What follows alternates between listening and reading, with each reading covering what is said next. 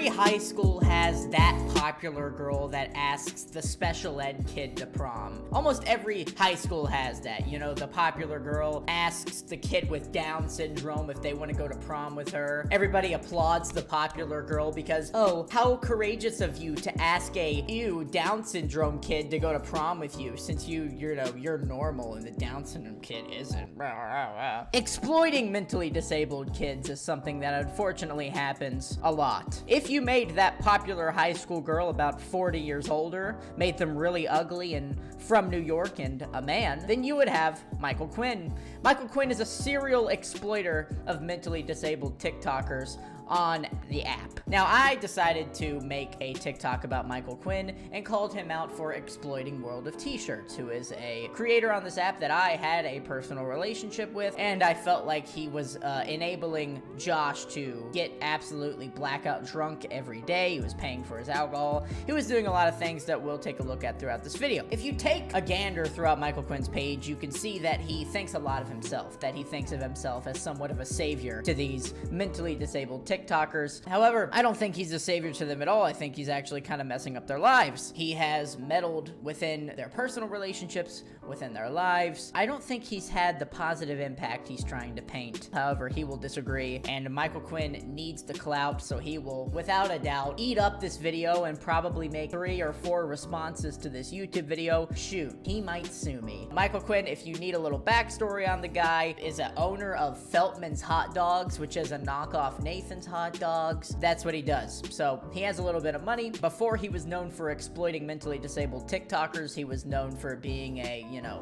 New York vlogger or New York historian, whatever. Actually, he just recently posted a video, which we'll take a look at, of how he and Josh came to know each other and why he's not what everybody is saying he is. Because even though he has disabled his comments, everybody is calling him out everywhere except his comments because they're disabled. Everybody's calling him out for his behavior because almost everyone, except for the mentally disabled TikTokers he takes advantage of, can see through the shtick. First, we'll see the backstory, his telling of how he got to know Joshua World of T-Shirts, and then we'll look at his actual behavior and break down what's actually going on and how he's just a terrible freaking person. Hey everyone, it's Michael Quinn here. I just want to set the record straight with what's true and what's not true about myself and the content that I create with Joshua World of T-Shirts block. So, we're gonna go through my relationship with Joshua World of T-Shirts block.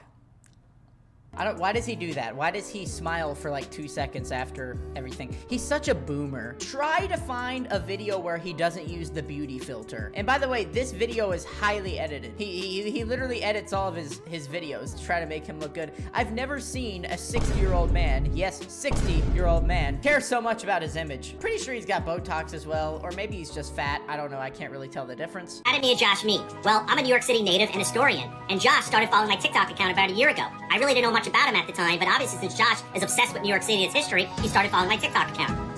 So shortly after, Josh sent me a message like he often does on a weekly basis, asking if I wanted to meet up and collaborate. And you'll notice this about Michael Quinn. He'll always mention how he helps out these mentally disabled TikTokers. He is basically like Jesus to them. See, he already put in just trying to paint their relationship in the way he wants them to. He's already saying, well, he messages me all the time on a weekly basis. Collaborate on New York City content, like I often do with other content creators. So we occasionally meet up and support local New York City businesses just like I've been doing for years. And there's no way that I'd enable Josh to do anything negative in any way.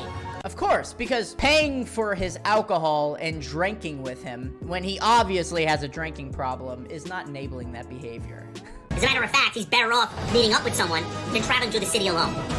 Well, I agree it is dangerous to travel through New York City alone, but he might be better off alone and not being able to pay for the alcohol. He is misrepresenting what everyone has an issue with. The issue isn't that you're walking with him in New York and keeping him safe. Sure, keeping him safe, like congratulations if that's what you think you're doing. The problem is the exploitation and enabling. So numerous times Josh got himself in a tough situation or needed help and support, I was there to lend a hand. Oh, congratulations. You lended him a hand. Look, the fact is, you've done more harm than good to Josh. Sure, you pay for his phone bill. Congratulations. You still enable him to do some really bad things. And I have nothing to gain from that. You do have something to gain from that. Your following has gone way up since you've came into Josh's life. You're always in his videos, you're always in his lives, you're always putting yourself in there because you need the following, and that's what you have to gain from it. You don't need the money, I get that. Like, congratulations, you don't need the money. Money can't buy the fame. You have to actually be interesting for that. You're exploiting Joshua's fame and trying to leech off of that. So you do have something to gain from it, so you're wrong. Facilitated many positive opportunities for Josh,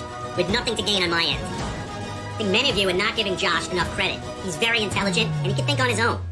So don't be fooled with all the misinformation out there. Don't believe it. We're just two guys who love to hang out in New York City, which is the greatest city on earth.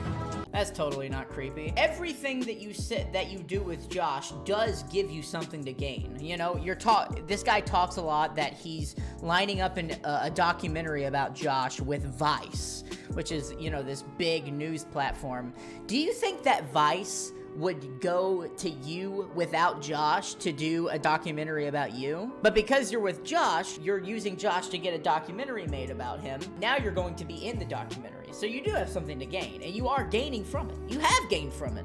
You are getting fame from it. I wish you would cut the act that you're not getting anything out of this relationship. You're getting a lot out of it. You're getting more than you ever have when it comes to social media. I decided to make a video calling out Quinn's behavior, and he clapped back. He clapped back really hard. Hey, Curly Daddy, I'm here with Josh for all the t-shirts. You're actually dead to him right now. He just blanked you. He blocked you right now. You're blank, you're done. Hey, listen, I'm a generous guy. You're jealous of our life in New York City of extravagance. Yes, I'm generous. Yes, I take care of Josh once in a while, but if you need money to fix your teeth, you look like you smile, it's like a jack-o'-lantern, so you're done, brother. You know, you lose an argument when you come for somebody's looks. Now, I could easily come for Michael Quinn's looks. I could make fun of the double chin. I could make fun of the no jawline. Oh, hold on. We lost the camera. I'm too good looking to lose my webcam. I could come from the Botox or fatness. I still can't tell whether he has Botox or he's fat. I could come for the hairline. I could come for the wrinkles. I could come from the belly that he's trying to hide. Or I could come and point out how much he facetunes every photo that he posts of himself. However, I don't come from that. And I'm pretty sure he's jealous of how athletic and good looking I am. You know, he'll never have this ever again. You know, he's pushing 70. He's literally pushing 70 making fun of a 20-year-old. Let's actually look at the argument he's trying to say here. He's trying to justify his actions once again by saying that he provides for him and that he's a generous guy.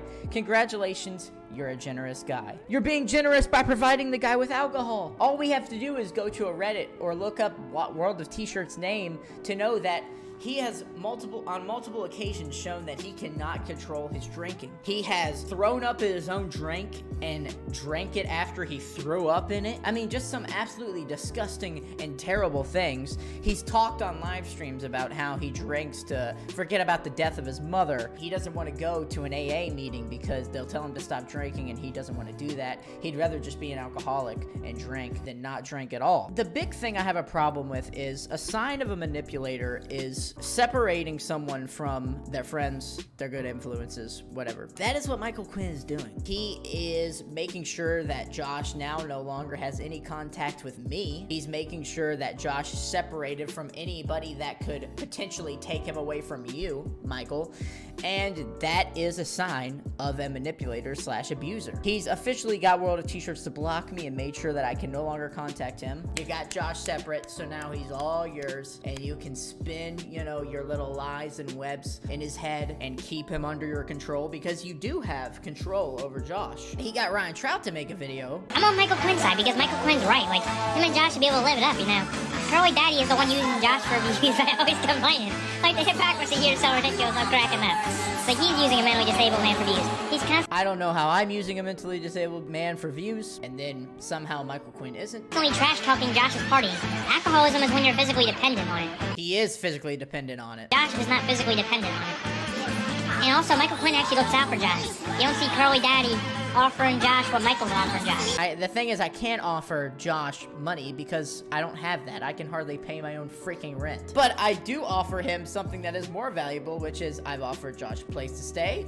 I've offered Josh friendship. I've offered Josh, you know, companionship and good influence. And that's about all I can offer, you know, and then saying that he's not physically dependent. I'm not gonna try to diss this guy's argument too much because he's obviously a zombie of Michael Quinn. To say that Josh isn't physically dependent on it is just ignorant. He is. He's shown that he's physically dependent on it. He's drinking over and over and over again, and he hasn't stopped. And even when he mentally knows it's bad for him, he continues to do it because he's physically dependent on it. That argument's just out the freaking window. Michael Quinn got a lot of drawback on my response video to him. Like I said, I'm not gonna react to a video myself. You guys can just go to my TikTok and check out my Michael Quinn videos. He got really, you know, down and depressed about it, I guess. So because he decided to make this video. You're not getting hated on. You ain't doing right.